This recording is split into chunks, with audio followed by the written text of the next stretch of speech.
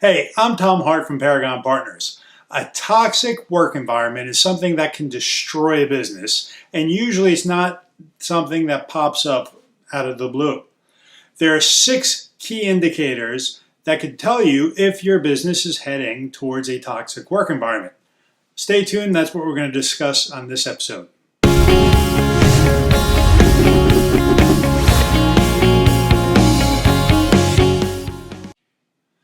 Number one, if your business is heading towards a toxic work environment, is employee retention. Are you finding it difficult to keep your main employees? The number one reason employees decide to leave a business is because they don't feel appreciated by their superiors. This goes to show the significance of the employee-employer relationship. Make sure you contact your employees and explain to them how valuable they are to the business and how you really don't want to lose them. Number 2 is lack of communication and trust. Take a look at your management and your employees. See how they communicate and are they working together for daily tasks. How often are tasks carried out just by force from upper management?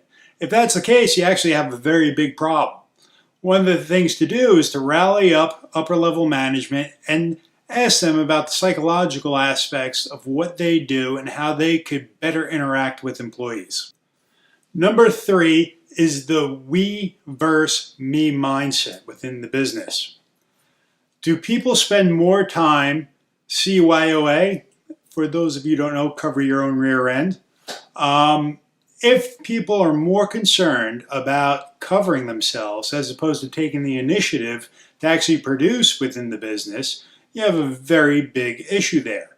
So you really have to figure out, why is this going on? Keep in mind, mentality in a business starts from the top down.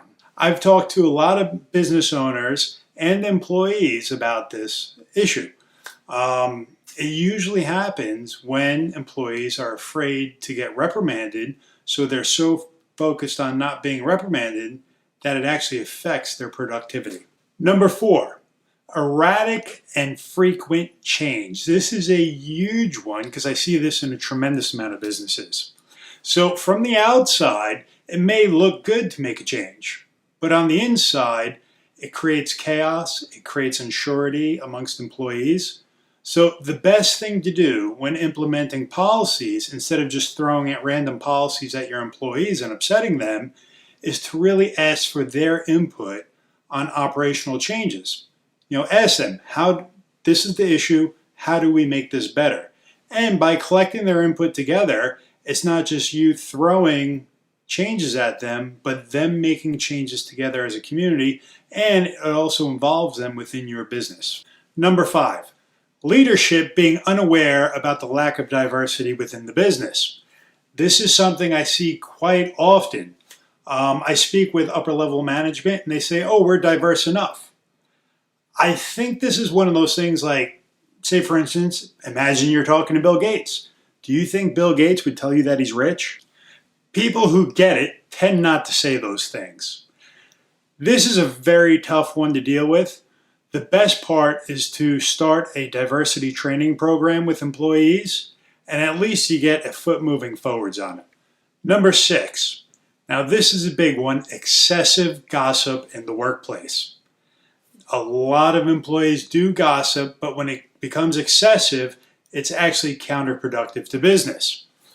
One of the ways that you could tackle this is, if you overhear gossip, ask the person, hey, did you bring that up directly to the person that you're discussing? All right. Sometimes it does backfire, but it does help out. Another good thing to do is interrupt them and stop them in their tracks. Let them know that gossiping will not be tolerated within the business. Keep in mind, a toxic culture can really burn a business. You want to make sure that your employees stay happy, and you owe it to your employees to keep a nice, safe, happy work environment. Have a good one, and let me know if you have any questions.